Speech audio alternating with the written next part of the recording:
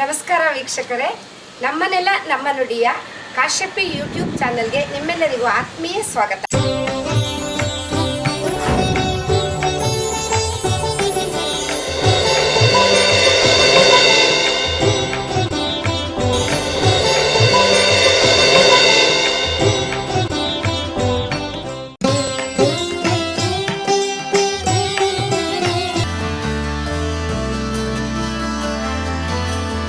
ಎಲ್ರಿಗೂ ನಮಸ್ಕಾರ. ಇವತ್ತು ನಾವು ಒಂದು ಹೊಸ ಕಾರ್ಯಕ್ರಮನ ನಿಮ್ಮ ಮುಂದೆ ಇಡ್ತಾ ಇದ್ದೀವಿ. ಅದು ಏನಂದರೆ, ಪ್ರತಿದಿನ ಪ್ರತಿ ವ್ಯಕ್ತಿಗೆ ಬೇಕಾಗಿರುವಂತಹ ಒಂದು ಆರೋಗ್ಯ ವರ್ಧಕಗಳ ಬಗ್ಗೆ ಒಂದು ಉಪಯುಕ್ತವಾದ ಮಾಹಿತಿನ ನಾವು ನಿಮ್ಗೆ ಕೊಡ್ತಾ ಇದ್ದೀವಿ. ಇದನ್ನು ನೀವು ಅನುಸರಿಸಿದ್ರೆ ನಿಜವಾಗ್ಲೂ ನೀವು ನಿಮ್ಮ ಹೆಚ್ಚು ಕಾಲ ಬದುಕ್ಬೋದು, ಹೆಚ್ಚು ಕಾಲ ಆರೋಗ್ಯವಂತರಾಗಿರ್ಬೋದು. ಆರೋಗ್ಯವೇ ಭಾಗ್ಯ ಅಲ್ವಾ? ಸೊ ಅದಕ್ಕೋಸ್ಕರ ಇದು ಒಂದು ಒಳ್ಳೆ ಪ್ರೋಗ್ರಾಮ್ನ ನಾವು ಇವತ್ತು ಕೊಡ್ತಾ ಇದ್ದೀವಿ ನಿಮಗೆ. ಅದನ್ನು ಕೊಡಲಿಕ್ಕೆ, ಈ ಆರೋಗ್ಯ ವರ್ಧಕಗಳ ಬಗ್ಗೆ ಏನೇನು ಅಂತ ತಿಳಿಸಿ ಹೇಳಲಿಕ್ಕೆ ನಮ್ಮಲ್ಲಿಗೆ ಈ ದಿನ ಇಬ್ಬರು ಅದ್ಭುತವಾದ ಮಹಿಳಾಮಣಿಗಳು ಬಂದಿದ್ದಾರೆ. ಅದರಲ್ಲಿ ಒಬ್ಬರು ಲತಾ ಸತ್ಯನಾರಾಯಣ್ ಅಂತ, ಇನ್ನೊಬ್ಬರು ಪ್ರಭಾಮಣಿ ಅಂತ. ಈ ಲತಾ ಸತ್ಯನಾರಾಯಣ್ ಅವ್ರ ಬಗ್ಗೆ ಫಸ್ಟು ನಾನು ಇಂಟ್ರೊಡಕ್ಷನ್ ಕೊಡ್ತೀನಿ. ಅವರ ಏನೇನು ಅಚೀವ್ ಮಾಡಿದ್ದಾರೆ ಅದನ್ನೆಲ್ಲನೂ ತಿಳಿಸ್ತೀನಿ. ಅವರ ಒಂದು ಆರೋಗ್ಯವರ್ಧಕಗಳು ಹೇಗೆ ಉಪಯುಕ್ತವಾಗುತ್ತದೆ ನಮಗೆ ಅನ್ನೋದನ್ನು ಅವರೇ ಆಮೇಲೆ ಹೇಳ್ಕೊಡ್ತಾರೆ. ಲತಾ ಸತ್ಯನಾರಾಯಣ್ ಇವರು BSc ಪದವೀಧರೆ, PG ಡಿಪ್ಲೊಮೊ ಇನ್ ಯೋಗ. ಇವರು BNM ಕಾಲೇಜಲ್ಲಿ ಯೋಗ ಶಿಕ್ಷಕಿಯಾಗಿ ಅನೇಕ ಯೋಗ ತರಗತಿಗಳನ್ನು, ಶಿಬಿರಗಳನ್ನು ನಡೆಸಿರುವ ಹೆಗ್ಗಳಿಕೆ ಇವರದಾಗಿದೆ. ಅಷ್ಟು ಚೆನ್ನಾಗಿ ಇವರು ಪ್ರೋಗ್ರಾಮ್ ಮಾಡಿದ್ದಾರೆ ಕಾಲೇಜಲ್ಲಿದ್ದಾಗ. ಮತ್ತು ಇವರು ಯೋಗ ನಮಗೆ ಏಕೆ ಬೇಕು ಎನ್ನುವ ಬಗ್ಗೆ ಒಂದು ಪ್ರದರ್ಶನ ಮಾಡಿಸಿದ್ದಾರೆ. ಅದು ತುಂಬ ಜನಪ್ರಿಯವಾಯಿತು ಮತ್ತು ಎಲ್ಲರಿಗೂ ಉಪಯುಕ್ತ ಸಹ ಆಗಿದೆ. ಇವ್ರದ್ದು ಇದು ಒಂದು ದೊಡ್ಡ ಆದರ್ಶವಾದ ಕಾರ್ಯಕ್ರಮನ ಮಾಡಿಕೊಟ್ಟಿದ್ದಾರೆ ಯೋಗದ ಬಗ್ಗೆ, ಅದ್ರ ಜೊತೆಗೆ ಆರೋಗ್ಯದ ಬಗ್ಗೆ. ಇವರು ಪತಿ ಬ್ಯಾಂಕ್ ಅಧಿಕಾರಿ ಆಗಿದ್ದರಿಂದ ಇವರು ಇಡೀ ಭಾರತವನ್ನೇ ಸುತ್ತಿದ್ದಾರೆ. ಹಾಗಾಗಿ ಅನೇಕ ಭಾಷೆಗಳನ್ನು ಕಲ್ತಿದ್ದಾರೆ, ಅನೇಕ ವಿಚಾರಗಳನ್ನು ತಿಳ್ಕೊಂಡಿದ್ದಾರೆ. ಮತ್ತು ಇದರಿಂದ ಅವರ ಲೈಫಲ್ಲಿ ತುಂಬ ಎಕ್ಸ್ಪೋಜರ್ ಇದೆ. ಹಾಗಾಗಿ ಅವರು ಬೇರೆ ಬೇರೆ ಫೀಲ್ಡಲ್ಲಿ ಕೂಡ ಅನೇಕ ಕೃಷಿನ ಅವರು ಮಾಡಿದ್ದಾರೆ. ಇವರು ಶಾಲಾ ಮಕ್ಕಳಿಗೆ, ಚಿಕ್ಕ ಮಕ್ಕಳಿಗೆ, ದೊಡ್ಡ ಮಕ್ಕಳಿಗೆಲ್ಲ ಯೋಗದ ಬಗ್ಗೆ, ಸಂಸ್ಕೃತಿ ಬಗ್ಗೆ ಕತೆ ಹೇಳೋದು, ಅದರಿಂದ ಅವರಿಗೆ ಒಂದು ಮನಸ್ಸಿನಲ್ಲಿ ಒಂದು ಒಳ್ಳೆ ಆದರ್ಶ ಮೂಡೋ ಥರ ಮಾಡಿದ್ದಾರೆ. ಮತ್ತು ಬೇರೆ ಬೇರೆ ಭಾಷೆಗಳನ್ನ ಕಲಿಸಿದ್ದಾರೆ. ಮತ್ತು ಇವ್ರದ್ದು ಮುಖ್ಯವಾದ ಹಾಬಿ ಅಂತ ಹೇಳಿದ್ರೆ ಗಿಡ ಬೆಳೆಸೋದು. ಸೊ ಇವರು ಗಿಡ ಬೆಳೆಸಿ ಆ ಗಿಡಗಳ ಬಗ್ಗೆನೇ ಒಂದು ಥಿಯರಿ ಮಾಡಿ ಅದರಿಂದ ಆರೋಗ್ಯನ ಹೇಗೆ ಕಾಪಾಡ್ಕೋಬಹುದು, ಯಾವ್ಯಾವ ಗಿಡದಿಂದ ನಮ್ಗೆ ಏನೇನು ಅನುಕೂಲ ಆಗುತ್ತೆ ಇಂಥದನ್ನೆಲ್ಲ ತುಂಬ ವಿಶದವಾಗಿ ತಿಳಿಸಿ ಎಲ್ಲರಿಗೂ ಉಪಯುಕ್ತವಾಗೋ ಥರ ಹೇಳ್ಕೊಟ್ಟಿದ್ದಾರೆ. ಈ ದಿನ ನಾವು ರೋಗ ನಿರೋಧಕ ಶಕ್ತಿಯ ವೃದ್ಧಿಗಾಗಿ ಮನೆಯ ಅಂಗಳದಲ್ಲೇ ಬೆಳೆಯುವ ಸಸ್ಯಗಳಿಂದ ಆರೋಗ್ಯ ವೃದ್ಧಿ ಹೇಗೆ ಮಾಡಬಹುದು ಎಂದು ಲತಾ ಸತ್ಯನಾರಾಯಣ ಅವರು ಮತ್ತು ಅಡಿಗೆ ಮನೆಯಲ್ಲೇ ದೊರಕುವ ನಿತ್ಯ ಬಳಕೆಯ ವಸ್ತುಗಳಿಂದ ನಮ್ಮ ಆರೋಗ್ಯವನ್ನು ಹೇಗೆ ಕಾಪಾಡಿಕೊಳ್ಳಬಹುದು ಎಂದು ಪ್ರಭಾಮಣಿ ಅವರು ನಮಗೆ ತಿಳಿಯಪಡಿಸುವುದಕ್ಕಾಗಿ ನಮ್ಮ ಕಾಶ್ಯಪಿ ಚಾನಲ್ಗೆ ಬಂದಿದ್ದಾರೆ. ದಯವಿಟ್ಟು ಎಲ್ಲರೂ ನೋಡಿ ಇದರ ಸಂಪೂರ್ಣ ಉಪಯೋಗವನ್ನು ಪಡೆದುಕೊಳ್ಳಿ. ಇದು ಪುನ್ನಾಗ ಪುಷ್ಪ ಅಂತ ಇವನ್ ಲಲಿತಾ ಸಹಸ್ರನಾಮದಲ್ಲೂ ಬರುತ್ತೆ ಈ ಹೂವಿನ ಒಂದು ಇದು ವಿವರಣೆ. ಸೊ ಅದು ದೇವಿ ಪೂಜೆಗೆ ತುಂಬ ಒಳ್ಳೆಯದು. ಇದು ಕಾಶಿ ತುಂಬೆ ಹೂವು ಅಂತ, ಇದು ಕೂಡ ಗಿಡದಲ್ಲಿ ಬಿಟ್ಟಾಗ ತುಂಬ ಚೆನ್ನಾಗಿ ಕಾಣಿಸುತ್ತೆ. ಇದನ್ನು ಬಸವನ ಪಾದ ಅಂತ ನಮ್ಮಲ್ಲಿ ಹೇಳಿದೆ, ಪೆರಿವಿಂಕಲ್ ಅಂತ ಹೇಳ್ತಾರೆ. ಇದನ್ನು ಡಯಾಬಿಟಿಸ್ಗೆ ಇದರ ಒಂದು 5 ಎಲೆಯನ್ನು ತಿನ್ನಬೇಕು ಅಂತ ಕೆಲವರು ಅದನ್ನು ರೂಢಿ ಮಾಡ್ಕೊಂಡಿರ್ತಾರೆ. ಇದು ಶಂಖಪುಷ್ಪಿ ಬುದ್ಧಿಗೆ ವರ್ಧನೆಗೆ ಅಂತ ಅಂದ್ಬಿಟ್ಟು ಇದನ್ನು ಹೇಳ್ತಾರೆ. ಇದರ ಎಲೆಯನ್ನು ರಸ ಕುಡಿಬೋದು ಅಂತ. ಇದು ನಿತ್ಯವಲ್ಲಿಗೆ ಅಂತ ಎಲ್ಲವಾಗ್ಲೂ ಗಿಡ ಬಿಡ್ತಾ ಇರುತ್ತೆ. ಸೊ ಇದು ಒಂದು ಆರೆಂಜ್ ಕಲರ್ಲಿ ಸ್ಫಟಿಕ. ಇದು ಸ್ವಲ್ಪ ಅಪರೂಪದ ಹೂವಿರುತ್ತೆ ಇದು. ಸೊ ಇದು ಕೂಡ ತುಂಬ ಚೆನ್ನಾಗಿ ಹೂ ಬಿಡುತ್ತೆ. ಇದು ಆ ಗಿಡ ಇದು ಕಾಮಕಸ್ತೂರಿ ಅಂತ. ಇದರಲ್ಲಿ ಒಳ್ಳೆ ವಾಸನೆ ಇರುತ್ತೆ. ಇದರಲ್ಲಿ ಬರ್ತಕ್ಕಂಥ ಬೀಜಗಳನ್ನು ನೆನೆಸಿ ತಿನ್ನೋದ್ರಿಂದ ಕೂಡ ಒಳ್ಳೆಯದಾಗುತ್ತೆ. ಇದರಲ್ಲಿ ಒಂದು ಚಕ್ರ ಹೂವು ಅಂತ ಹೇಳ್ತಾರೆ. ಇದನ್ನು ಬಿಳಿ ಹೂವು ಬಿಡುತ್ತೆ, ಈಗ ಇದಿಲ್ಲ. ಇದು ಕಾಸ್ಮಾಸ್ರು ಅಂತ ಅಂದ್ಕೊಂಡು ಅಲಂಕಾರದ ಹೂವು. ಇದರಲ್ಲಿ 2 ಕಲರ್ ಇರುತ್ತೆ. ಇದು ದಾಸವಾಳ. ಸೊ ಮತ್ತು ಇದು ಕೂಡ ಶಂಖಪುಷ್ಪ ಇನ್ನೊಂದು ಕಲರ್. ಇದು ಮಲ್ಲಿಗೆ ಮತ್ತು ಜಾಜಿ. ಇದು ಒಳ್ಳೆ ಸುವಾಸನೆ ಅಂತ ಹೂವು. ಇದು ನಮ್ಮ ಬಸಳೆ ಸೊಪ್ಪು ಅಂತ ಹೇಳಿದ್ದು ಬಾಯಿ ಹುಣ್ಣಿಗೆಲ್ಲ ತುಂಬ ಒಳ್ಳೆಯದು. ಬಳ್ಳಿ ತುಂಬ ಚೆನ್ನಾಗಿ ಬೆಳೆಯುತ್ತೆ. ಇನ್ನು ಮತ್ತು ಕಾಕಡ, ಮಲ್ಲಿಗೆ, ದಾಸವಾಳ ಎಲ್ರಿಗೂ ಗೊತ್ತಿರೋದೇನೆ. ಇದು ಸ್ಫಟಿಕ ಡಿಸೆಂಬರ್ ತಿಂಗಳಲ್ಲಿ ಶ್ರಾವಣ ಮಾಸದಲ್ಲಿ ಬಿಡ್ತಕ್ಕಂಥ ಹೂವು ಇದು. ಮತ್ತು ಇದು ಕೂಡ ಪೆರಿವಿಂಕಲ್ನಲ್ಲಿ ಬಿಳಿ ವೆರೈಟಿ ಕೂಡ ಇರುತ್ತೆ. ಮತ್ತು ಇದು ಸೌಗಂಧಿಕಾ ಪುಷ್ಪ ಅಂತ ಸೌಗಂಧಿಕಾ ಪುಷ್ಪ ಅಂತ ಈಗ ಹೂ ಬರ್ತಾ ಇದೆ. ಈ ಹೂ ಬಂದಿರೋದು ಅರಳಿದಾಗ ಒಂದು ತೆನೆ ಅಂತ ಬಂದಾಗ ಚಿಟ್ಟೆ ಆಕಾರದಲ್ಲಿ ಇರುತ್ತೆ ಈ ಹೂ. ಅದು ಸುಗಂಧಿತವಾದ ಒಂದು ಹೂವು. ಮತ್ತು ಇದು ಅರಿಶಿಣದ ಎಲೆ. ನಾವು ಬರೀ ಅರಿಶಿಣ ಅಂತ ಕೆಳಗಡೆ ಅರಿಶಿಣ ಮಾತ್ರ ತೊಗೊಳ್ತೀವಿ, ಆದರೆ ಈ ಎಲೆಯಲ್ಲಿ ನಾವು ಕಡುಬು ಇದನ್ನೆಲ್ಲ ಮಾಡಿದಾಗ ಅದ್ರ ಒಳ್ಳೆಯ ಸುವಾಸನೆ ಇರುತ್ತೆ ಅಂತ ಹೇಳ್ತಾರೆ. ಮತ್ತು ಅಲೋವೆರಾ ಎಲ್ರಿಗೂ ಗೊತ್ತಿರುತ್ತೆ, ಅದು ಜೆಲ್ಲನ್ನು ಸಾಕಷ್ಟು ಉಪಯೋಗಿಸ್ತಾರೆ ಅದನ್ನು. ಇನ್ನು ದೊಡ್ಡ ಪತ್ರೆ ಮತ್ತು ಪುದೀನ. ಇದು ಮೆಹಂದಿ ಗಿಡ. ಮೆಹಂದಿ ಎಲೆನ ಎಲ್ಲರೂ ಸಾಕಷ್ಟು ಯಾವ್ಯಾವುದಕ್ಕೆ ಉಪಯೋಗಿಸ್ತೀರ ಅಂತ ಎಲ್ರಿಗೂ ಗೊತ್ತೇ ಇರುತ್ತೆ. ಜೊತೆಗೆ ಇದನ್ನು ಲಕ್ಷ್ಮೀ ವಾಸಸ್ಥಾನ ಅಂತ ಹೇಳ್ತಾರೆ ಮೆಹಂದಿ ಗಿಡನ. ಇದರಲ್ಲಿ ಬರ್ತಕ್ಕಂಥ ದೊಡ್ಡ ಮರ ಆಗಿ ಬರ್ತಕ್ಕಂಥ ಬೀಜವನ್ನು ಒಂದು ಸಣ್ಣ ಬಟ್ಟೆಯಲ್ಲಿ ಯಾವುದೆಲ್ಲಾದ್ರು ಕಟ್ಟಿಬಿಟ್ಟು ನಾವು ಮನೆಯಲ್ಲಿ ಎಲ್ಲರೂ ಒಂದು ಮೂಲೆಯಲ್ಲಿ ಇಟ್ಟಾಗ ಲಕ್ಷ್ಮಿ ನಮ್ಮಲ್ಲಿ ಶಾಶ್ವತವಾಗಿ ನಿಲ್ತಾಳೆ ಅಂತನ್ನೋ ಒಂದು ನಂಬಿಕೆ ಎಲ್ರಿಗೂ ಇದೆ. ಬ್ರಹ್ಮಕಮಲ ಇದು ಆ್ಯಕ್ಚುಲಿ ಇದನ್ನು ತುಂಬ ಚಿಕ್ಕ ಗಿಡ ಇದೆ. ದೊಡ್ಡದಾಗಿ ಬಂದಾಗ ಇದರಲ್ಲಿ ಹೂವು ತುಂಬ ದೊಡ್ಡದಾಗಿ ಬರುತ್ತೆ, ಆದರೆ ಅದು ಎಷ್ಟು ಸುಂದರವಾಗಿರುತ್ತೋ ಅದರ ಲೈಫು ಅಷ್ಟೇ ಶಾರ್ಟ್ ಆಗಿರುತ್ತೆ. ರಾತ್ರಿ 11 ಗಂಟೆ ಮೇಲೆ ಅರಳುತ್ತೆ, ಬೆಳಗ್ಗೆ ಹೊತ್ತಿಗೆ ಮುದ್ರಕೊಂಡು ಹೋಗುತ್ತೆ. ಬಟ್ ಈ ಹೂವನ್ನು ಏನಾದ್ರು ಪ್ರಿಸರ್ವ್ ಮಾಡಬೇಕು ಅಂದರೆ ರಾತ್ರಿ 12 ಗಂಟೆ ಪೂರ್ತಿ ಅರಳಿದಾಗ ಅದನ್ನು ಕಿತ್ತುಬಿಟ್ಟು ಆ ಹೂವನ್ನು ನನಗೆ ದೊಡ್ಡ ಪಾತ್ರೆಯಲ್ಲಿ ಫ್ರಿಜ್ಜಲ್ಲಿ ಇಟ್ಟರೆ ಬೆಳಗ್ಗೆ ತನಕ ಹೂ ಹಾಗೇ ಇರುತ್ತೆ, ಬಾಡಲ್ಲ. ಸೊ ಅದನ್ನು ಆ ರೀತಿ ಪ್ರಿಸರ್ವ್ ಮಾಡ್ಬೋದು. ಇದೆಲ್ಲ ಮತ್ತು ಶಂಖಪುಷ್ಪಿ ಇದು ಹಾಗೆ. ಸೊ ಇಲ್ಲ ಗಿಡಗಳನ್ನು ಬೆಳೆಸೋದು. ಇದು ಮತ್ತು ತುಂಬೆ ಹೂವು. ಇದರ ಎಲೆಗಳನ್ನು ಜ್ವರ ಬಂದಾಗ ಇದರ ರಸವನ್ನು ಕೊಟ್ಟರೆ ತುಂಬ ಒಳ್ಳೆಯದು ಅಂತ ಹೇಳ್ತಾರೆ. ಇದು ಜ್ವರ ಇದಾಗುತ್ತೆ ಅಂತ. ಕನಕಾಂಬರ ಎಲ್ರಿಗೂ ಗೊತ್ತಿರುವಂಥದ್ದೇನೆ. ಸೊ ಇದು ನೀಲಿ ಕಲರಿದ್ದು ಶಂಖಪುಷ್ಪ. ಈ ರೀತಿ ಗಿಡಗಳನ್ನು ಒಂದು ಬೆಳೆಸೋದು ಒಂದು ಹಾಬಿ ಆಗಿರೋದ್ರಿಂದ ಅದನ್ನು ಬೆಳೆಸ್ತಾ ಇದ್ದೀನಿ. ಅದರಲ್ಲಿ ಸಾಕಷ್ಟು ಮೆಡಿಸಿನಲ್ ಪ್ಲ್ಯಾಂಟ್ಸ್ ಏನಿದೆ ಅದನ್ನೆಲ್ಲ ಕಷಾಯಕ್ಕೆ ಬಳಸ್ಕೊಳ್ತಾ ಇರ್ತೀನಿ. ನೀವು ಎಲ್ಲ ಬೆಳೆಸಿ ಉಪಯೋಗಿಸ್ಕೊಳ್ಳಿ. ಎಲ್ಲ ವೀಕ್ಷಕ ಬಾಂಧವರಿಗೆ ನನ್ನ ನಮಸ್ಕಾರಗಳು. ಈ ದಿನ ನಾನು ಈ ಕಾಶ್ಯಪಿ ಚಾನಲ್ನಲ್ಲಿ ಆರೋಗ್ಯದ ಬಗ್ಗೆ ಹೇಳಬೇಕು ಅಂತ ಕೇಳಿದಾಗ ನನಗೆ ತುಂಬ ಖುಷಿಯಾಯಿತು. ನನಗೆ ತಿಳಿದಿರೋ ಒಂದು ಸಣ್ಣ ಜ್ಞಾನವನ್ನು ಎಲ್ರಿಗೂ ಹಂಚ್ಕೊಳ್ಳೋಕೆ ಅವಕಾಶ ಕೊಟ್ಟಿರಲ್ಲ ಅಂತ ಅಲ್ಲಿ ಎಲ್ಲ ಕಾರ್ಯಕರ್ತರಿಗೂ ನನ್ನ ಧನ್ಯವಾದಗಳನ್ನು ಮುಂಚೆ ಅರ್ಪಿಸ್ತೀನಿ. ನಾವು ಮುಂಚೆ ನಮಗೆ ಆರೋಗ್ಯ ಬೇಕು. ಯಾಕೆ ಬೇಕು ಆರೋಗ್ಯ? ಶರೀರ ಬಾಧ್ಯಂ ಖಲು ಧರ್ಮ ಸಾಧನಂ ಅಂತ ಹೇಳಿದ್ದಾರೆ. ನಾವು ಏನೇ ಸಾಧನೆ ಮಾಡಬೇಕಾದ್ರೂ ನಮ್ಮ ಶರೀರ ಸರಿಯಾಗಿರಬೇಕು. ಅದರಲ್ಲಿ ನಮ್ಮ ದೇಹದಲ್ಲಿ ಯಾವುದೇ ಥರ ಕಾಯಿಲೆ ಇಲ್ಲ, ನಮಗೆ ಬಿ ಪಿ ಇಲ್ಲ, ಶುಗರ್ ಇಲ್ಲ ಅಥವಾ ಇನ್ನೇನೋ ಇಲ್ಲ ಅಂತ ನಾವು ಅಂದ್ಕೊಳ್ಳೋದು ಅಷ್ಟೇ ಅಲ್ಲ. ಅದ್ರ ಜೊತೆಗೆ ನಮ್ಗೆ ಯಾವುದೋ ಅಂಗವಿಕಲತೆ ಇಲ್ಲ ಅಂದರೆ ನಾವು ಹುಷಾರಾಗಿದ್ದೀವಿ ಅಂತ ಅಂದ್ಕೊಳ್ಳೋಕ್ಕಾಗಲ್ಲ. ನಮ್ಮ ಆರೋಗ್ಯ ಬರೀ ದೇಹಕ್ಕೆ ಮಾತ್ರ ಸಂಬಂಧಪಟ್ಟಿದ್ದಲ್ಲ, ಮನಸ್ಸಿಗೂ ಕೂಡ ಸಂಬಂಧಪಟ್ಟಿದ್ದು. ಆದ್ದರಿಂದ ನಾವು ಮಾನಸಿಕವಾಗಿ, ಸಾಮಾಜಿಕವಾಗಿ, ಆಧ್ಯಾತ್ಮಿಕವಾಗಿ ಮತ್ತು ಭಾವನಾತ್ಮಕವಾಗಿ, ದೈಹಿಕವಾಗಿ ಎಲ್ಲ ಥರದಲ್ಲೂ ನಾವು ಸರಿಯಾಗಿದ್ದೀವಿ ಅಂತ ನಮಗೆ ಅನಿಸಿದಾಗ ನಾವು ಆರೋಗ್ಯವಾಗಿದ್ದೀವಿ ಅಂತ ಅನ್ನೋದು ಅರ್ಥ ಬರುತ್ತೆ. ನಾವು ದೇಹದ ಆರೋಗ್ಯ ಕಾಪಾಡ್ಕೊಳ್ಳೋಕೆ ಏನು ಮಾಡ್ಬೋದು? ದಿನನಿತ್ಯದಲ್ಲಿ ನಮ್ಮ ದಿನಚರಿಗಳೇನಿದೆ, ನಮ್ಮ ಜೀವನ ಶೈಲಿ ಏನಿದೆ ಅದನ್ನು ಸರಿಯಾದ ಕ್ರಮದಲ್ಲಿ ನಡೆಸ್ಕೊಂಡು ಹೋಗಬೇಕು. ಫಸ್ಟು ಆರೋಗ್ಯ ಕಾಪಾಡ್ಕೋಬೇಕಾದ್ರೆ ನಾವು ದೇಹಕ್ಕೆ ಏನು ಮಾಡ್ಬೋದು? ಈಗ ಯೋಗ ಎಲ್ಲ ಕಡೆಯೂ ತುಂಬ ಪ್ರಚಾರವಾಗ್ತಾ ಇದೆ. ಇವರು ಮೋದಿಯವರು ಯಾವಾಗ ಇಂಟರ್ನ್ಯಾಷನಲ್ ಯೋಗ ಡೇ ಶುರು ಮಾಡಿದರು ಆವಾಗಲಿಂದ ಅದರ ಅವೇರ್ನೆಸ್ ತುಂಬ ಜಾಸ್ತಿ ಬಂದಿದೆ. ಎಲ್ಲರೂ ಯೋಗ ಕಡೆಗೆ ಒಲಿತಾ ಇದ್ದಾರೆ, ಅದನ್ನು ಮಾಡ್ತಾ ಇದ್ದಾರೆ. ಸೊ ಅದರಿಂದ ನಾವು ದೇಹದ ಆರೋಗ್ಯಕ್ಕೆ ಕೆಲವು ಪತಂಜಲಿ ಅವರು ಹೇಳಿರ್ತಕ್ಕಂಥ ಆರೋಗ್ಯ ಯೋಗಗಳನ್ನೆಲ್ಲ ನಾವು ಮಾಡ್ಬೋದು. ಹಾಗೆ ಮಾನಸಿಕ ಆರೋಗ್ಯ ಬೇಕು ಅಂತಂದಾಗ ನಾವು ಪ್ರಾಣಾಯಾಮ ಮತ್ತು ಧ್ಯಾನವನ್ನು ಮಾಡಿದಾಗ ನಮಗೆ ಮನಸ್ಸಿನ ಆರೋಗ್ಯ ಬರುತ್ತೆ. ಈಗಿನ ಡಾಕ್ಟ್ರುಗಳು ನಮಗೆ ಕಾಯಿಲೆ ಬಂದಾಗ ಏನು ಮಾಡ್ತಾರೆ? ದೇಹಕ್ಕೆ ಒಂದು ಚಿಕಿತ್ಸೆಯನ್ನು ಕೊಡ್ತಾರೆ. ಆದರೆ ನಾವು ಯೋಗ ನಮಗೇನು ಮಾಡುತ್ತೆ? ಮನಸ್ಸು ಮತ್ತು ದೇಹ ಎರಡಕ್ಕೂ ಚಿಕಿತ್ಸೆಯನ್ನು ಕೊಡುತ್ತೆ. ಸೊ ಆದ್ದರಿಂದ ನಾವು ಯೋಗಾಭ್ಯಾಸ ಮಾಡೋದನ್ನು ಒಳ್ಳೆಯದು. ನಾನು 99ರಲ್ಲಿ ಯೋಗಾಭ್ಯಾಸ ಶುರು ಮಾಡಿದಾಗ ವಿವೇಕಾನಂದ ಕೇಂದ್ರದಿಂದ YICC ಕೋರ್ಸ್ ಮಾಡಿಕೊಂಡೆ. ಆಮೇಲೆ ಎಲ್ಲ ಕಡೆ ಕ್ಲಾಸ್ಗಳನ್ನು ಮಾಡ್ತಾ ಬಂದೆ. ಆಮೇಲೆ ಡಿಪ್ಲೊಮಾ ಕೋರ್ಸ್ ಮಾಡ್ಕೊಂಡ್ಮೇಲೆ ಕಾಲೇಜಲ್ಲೂ ಕೂಡ ಕೆಲಸ ಮಾಡಿದ್ದಾಯಿತು. ಅದರಿಂದ ತುಂಬ ಜನಕ್ಕೆ ಆರೋಗ್ಯ ಇಂಪ್ರೂವ್ ಆಯಿತು ಅಂತ ಹೇಳ್ತಾಯಿದ್ರು. ಸ್ಪೆಷಲಿ ಬೆನ್ನು ನೋವು, ಈ ಥರದ್ದೆಲ್ಲ ಸಣ್ಣ ಪುಟ್ಟ ಕಾಯಿಲೆಗಳಿಗೆಲ್ಲ ಅದಕ್ಕೆ ರೆಮಿಡಿ ಸಿಕ್ತು ಅಂತ ಹೇಳ್ತಾಯಿದ್ರು. ಸೊ ಹಾಗೆ ನಾವು ಭಾವನಾತ್ಮಕ ಆರೋಗ್ಯ ಅಂತಂದ್ರೆ ಬರುತ್ತೆ, ನಮಗೆ ಸಡನ್ನಾಗಿ ನಾವು ರಿಯಾಕ್ಟ್ ಮಾಡೋಕ್ಕೆ ಶುರು ಮಾಡಿದ್ವಿ. ಕೋಪ ಬರ್ಬೋದು, ಇಲ್ಲ ತುಂಬ ಸಂತೋಷ ಆದರೂ ಕೂಡ ನಾವು ಎಕ್ಸೈಟ್ ಆಗಿಬಿಡ್ತೀವಿ. ಅದನ್ನು ಒಂದು ಸಮತೋಲನದಲ್ಲಿ ನಾವು ಇಟ್ಕೋಬೇಕು. ಮಾನಸಿಕ ಆರೋಗ್ಯ ಕೂಡ ನಮಗೆ ಸಣ್ಣದಕ್ಕೂ ಕೆಲವರಿಗೆ ದುಃಖ ಜಾಸ್ತಿ ಬರುತ್ತೆ, ಕೆಲವರು ಕೋಪ ಮಾಡ್ಕೋತಾರೆ, ಇದೆಲ್ಲದನ್ನು ಮಾಡ್ಕೋಬೋದು. ಸಾಮಾಜಿಕ ಆರೋಗ್ಯ ಅಂದರೆ ಮುಖ್ಯವಾಗಿ ನಾವು ಎಲ್ಲ ಜೊತೆಯಲ್ಲೂ ಯಾವ ರೀತಿ ಬೆರೀತೀವಿ ಅಂತ ಆತ್ಮೀಯತೆಯಿಂದ ಬೆರೀಬೋದು. ಅಥವಾ ಯಾರೋ ನಮ್ಮನ್ನು ಟೀಸ್ ಮಾಡಿದರೂ ಅದಕ್ಕೆ ನಾವು ತಕ್ಷಣ ರಿಯಾಕ್ಟ್ ಮಾಡಬೇಕಾಗಿಲ್ಲ. ಆ ರೀತಿಯಲ್ಲಿ ನಮ್ಮ ಎಲ್ಲ ಥರದ ಆರೋಗ್ಯವನ್ನು ನಾವು ಕಾಪಾಡ್ಕೊಳ್ತಾ ಬರ್ಬೋದು.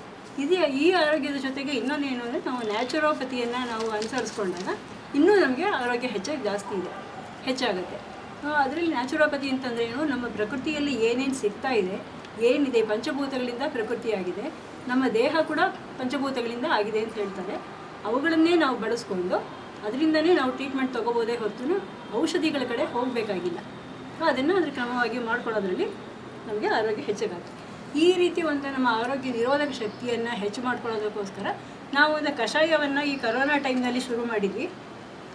ಅದು ತುಂಬ ಹೆಲ್ಪ್ ಆಯಿತು. ಯಾವ ಥರ ಅಂತಂದರೆ ಫ್ರೀಕ್ವೆಂಟಾಗಿ ಗಂಟಲು ನೋವು, ಥ್ರೋಟ್ ಇನ್ಫೆಕ್ಷನ್ ಆಗೋದು ಅಥವಾ ನೆಗಡಿ ಆಗೋದು ಅಥವಾ ಆವಾಗ ಜ್ವರ ಬರೋದು ಇಂಥದ್ದೆಲ್ಲ ನಮ್ಮ ಮನೆಯವ್ರಿಗೆಲ್ಲ ಸಾಕಷ್ಟು ಅದು ಕಡಿಮೆ ಆದಮೇಲೆ ಅದನ್ನು ಈಗ ಸುಮಾರು 4-5 ವರ್ಷದಿಂದ ಕಂಟಿನ್ಯೂಸ್ ಆಗಿ ಪ್ರತಿದಿನ ಬೆಳಗ್ಗೆ ಕಾಫಿಯ ಬದಲಿಗೆ ಅದನ್ನು ಉಪಯೋಗಿಸ್ತೀವಿ. ಕಾಫಿ ಮತ್ತು ಟೀ ಅಷ್ಟು ಒಳ್ಳೆಯದಲ್ಲ ಅಂತಾರೆ, ಆದರೆ ನಾವು ಸೌತ್ ಇಂಡಿಯನ್ಸ್ಗೆ ಸ್ಪೆಷಲಿ ಕಾಫಿ ಬಿಡೋಕ್ಕೆ ಕಷ್ಟ ಆಗುತ್ತೆ. ಅದರಿಂದ ಒಂದು ಸಲ ಕಷಾಯವನ್ನು ಕುಡಿದು ಮತ್ತೆ ಕಾಫಿ ಇದು ಕುಡಿಬೋದು.